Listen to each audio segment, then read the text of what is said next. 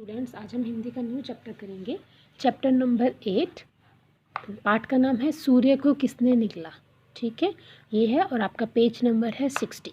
तो आपने 7 तक चैप्टर कर रखे हैं, तो आज हम नहीं वो करते हैं। पाठ परिचय। बच्चों, सूर्य को कोई नहीं निगलता, यह तो एक प्राकृतिक प्रक्रिया है। पाठ पढ़े और सूर्य ग्रहण और चंद्र ग्रहण की वास्तविकता को जाने। आपने भी सुना होगा, जब सूर्य ग्रहण लगता है क्या होता है, अंधेरा छा जाता है ना, ऐसे, तो उसको बोलते हैं सूर्य ग्रहण। वो सूर्य ग्रहण क्यों होता है उसके बारे में हम इसमें पढ़ेंगे। ठीक है, फर्स्ट है, राजन स्कूल जाने के लिए तैयार ही हो रहा था कि दादी ने कहा, राजन आज तुम स्कूल मत जाओ क्योंकि आज सूर्य ग्रहण लगने वाला है। 9:10 पर ग्रहण शुरू हो जाएगा और यह 4 घंटे तक रहेगा। इस समय घर से बाहर निकलना ठीक नहीं होता।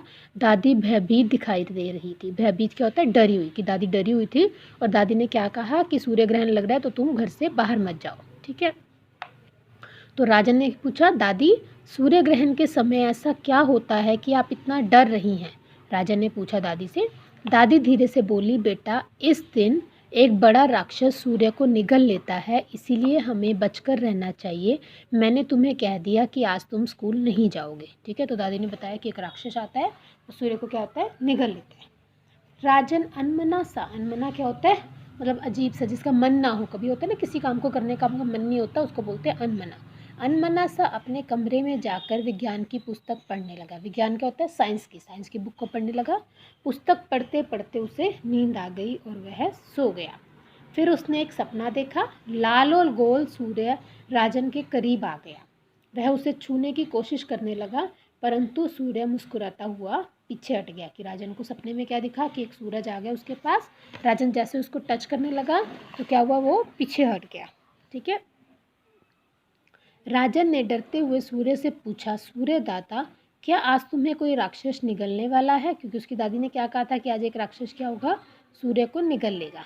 ठीक है, तो सूरज ने क्या बताया, नहीं मुझे कोई राक्षस नहीं निगलता। सूर्य ग्रहण को लेकर लोगों में बहुत सारे अंधविश्वास, अंधविश्वास क्या होते हैं बेटा, मतलब किसी जिस बात का पता ना हो और लोग अपने आप ही कोई भी ऐसी बात बना दे, उसको बोलते हैं अंधविश्वास। ठीक है, अंधविश्वास फैले हुए हैं। ग्रहण के समय लोग खाना पीना छोड़ देते हैं और बाहर नहीं निकलते।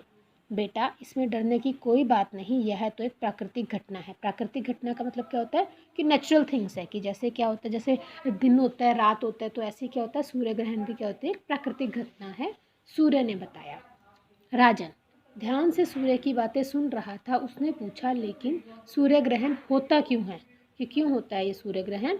तो सूर्य ने बताना आरंभ किया, सूर्य ग्रहण के बारे में बताने से पहले मैं तुम्हें दिन और रात के बनने के बारे में बताऊंगा।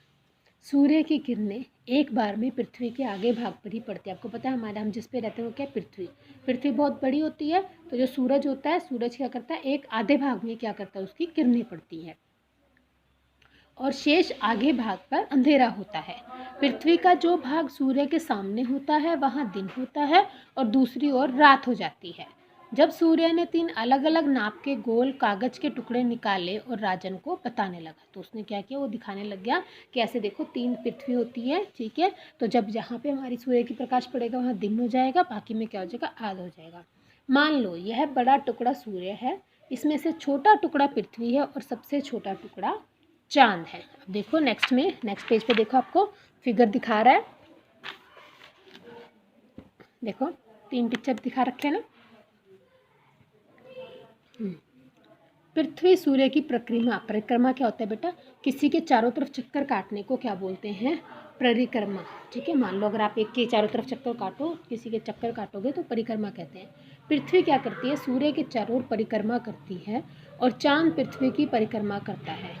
परिक्रमा करते हुए चांद और पृथ्वी सूर्य के बीच में आ जाता है, तब कुछ भाग पृथ्वी से दिखना बंद हो जाता है और सूर्य की किरणें पृथ्वी पर पहुंच नहीं पाती, और हम इसे सूर्य ग्रहण कहते हैं। देखो आपके पास जो दिखाई दे रही है पृथ्वी, ये आपकी पृथ्वी है, ये आपका सूरज है और ये क्या है, चांद। पृथ्वी क्या करती है, पृथ्वी सूर्य के चारों तरफ घूमेगी और चांद क्या करता है, पृथ्वी के चारों तरफ। तो कई बार क्या होता है, जो चांद होता है वो बीच में आ जाएगा, तो उससे क्या होगा, सूर्य की रोशनी क्या होगी, पृथ्वी पर नहीं पड़ेगी और उससे क्या होगा, सूर्य की, तो उसको हम क्या कहेंगे, सूर्य ग्रहण कहते हैं। ठीक है, जब सूर्य पूरी तरह से या आंशिक रूप से ढक जाता है तब उसे क्रमशः पूर्ण सूर्य ग्रहण या आंशिक सूर्य ग्रहण कहते हैं। मुझे कोई राक्षस नहीं निकलता। ठीक ठीक है, क्योंकि जब चांद आ गया तो चांद की वजह से वो नहीं आया, उसका प्रकाश नहीं होता, तो हम उसको क्या बोलते हैं, सूर्य ग्रहण। तब तो हमें सूर्य ग्रहण के समय डरने की कोई ज़रूरत नहीं। ठीक है, सूर्य बोला हाँ, पर एक बात का ध्यान रखना कि इस समय मेरा आकार घटता बढ़ता रहता है, इसलिए तुम मुझे विशेष प्रकार के चश्मे से देख सकते हो।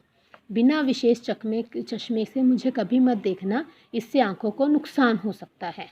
ऐसी गलती करने पर आंखों में आई खराबी का ठीक होना भी मुश्किल हो जाता है, क्योंकि क्या होता है बेटा, जो सूर्य है एकदम बढ़ गया तो प्रकाश ज़्यादा होता है, घट गया तो उसमें क्या होता है, प्रकाश इतना तेज होता है कि उससे क्या होता है, कोई भी एकदम प्रकाश, आप भी देखो एकदम आप प्रकाश में जाओगे तो आपकी आंखों में खराबी आ जा सकती है ना। एकदम आपकी जब आप अंधेरे में जाते हो, अंधेरे से एकदम प्रकाश में आते हो तो आपकी आंखों में क्या होता है, अलग से लगने लग जाता है ना, तो ऐसा होता है।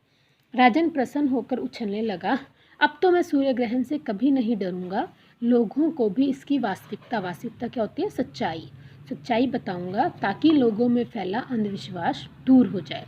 तभी राजन की नींद खुल गई, वह चारों ओर सूर्य को खोजने लगा। उसने महसूस किया कि वह तो सपना देख रहा था।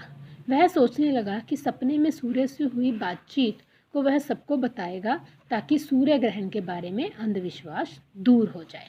ठीक है, तो ये आपके चैप्टर की रीडिंग थी। आपने क्या करना है, इस चैप्टर को आपने रीड करना है। ठीक है, आप सब इस चैप्टर को रीड कीजिएगा। उसके बाद देखो इसके अभ्यास को मैं समझा देती हूँ, और उसके बाद हम क्या करेंगे, हम आपको भेज देंगे, ये आप लोग नोट भी कर लीजिएगा।